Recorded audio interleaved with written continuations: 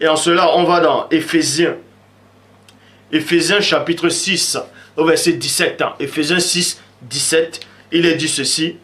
Bible des peuples, portez le casque du salut. Donc, pour ne plus avoir, premièrement, voilà comment la délivrance se fait.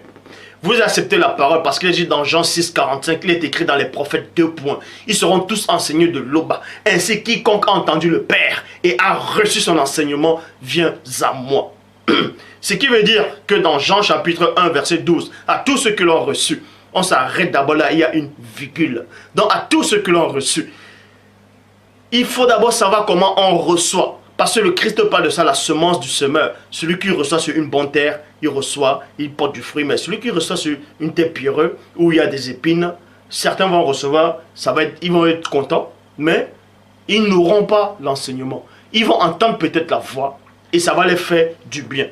Mais ils ne vont pas recevoir l'enseignement. C'est en cela que vous persistez dans vos mauvaises pensées, vous persistez dans votre nature mauvaise, qui vous empêche à avancer, qui empêche que vous levez la tête droite haute, parce que vous êtes contaminé. Donc en cela, premièrement, il est dit dans Jean chapitre 1 verset 12, à tous ceux qui l'ont reçu. Donc il y a d'abord recevoir quelqu'un. Si vous recevez mal la personne ne viendra plus. Et maintenant, à tous ceux qui ont cru à son nom, il y a d'abord premièrement recevoir, et ensuite croire. Croire ici c'est quoi? C'est d'accepter. Croire, c'est d'accepter et c'est d'appliquer. Voir, c'est croire. Donc, tu acceptes et tu appliques. Et en cela, tu reçois le pouvoir de devenir enfant de Dieu. Donc, ne pense pas que tu es enfant de Dieu parce que tu écoutes juste les messages. Un enfant de Dieu, c'est celui qui applique ce que la parole de l'Oba demande. Point barre. Et quand vous allez accepter, vous allez vous laisser façonner par la parole, parce que c'est la parole qui libère. Dans Jean 8, 32, vous connaîtrez la vérité, et la vérité fera de vous des hommes libres. Donc vous allez être libérés par vos pensées occultes, contaminées, obscurcies dans le monde occulte.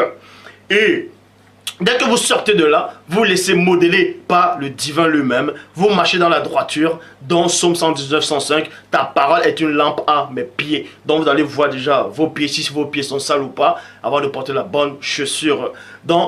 Et un flambeau sur ma route, une torche sur mon chemin. Dès que vous acceptez le chemin de la sanctification, dès que vous marchez déjà là, dès que vous acceptez cette parole et que vous avez cru en cette parole, vous vivez cette parole, vous entrez dans la parole, vous faites un avec la parole, vous vivez cette parole, et ensuite maintenant ce qui se passe, la même parole, elle prend une autre forme en forme de salut et vous protège votre tête. C'est en cela où on parle le casque du salut dans Éphésiens chapitre 6 au verset 17.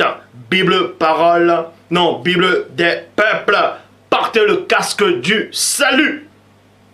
1 Thessaloniciens chapitre 5 au verset 8. Et ayant pour casque, vous voyez, l'espérance du salut.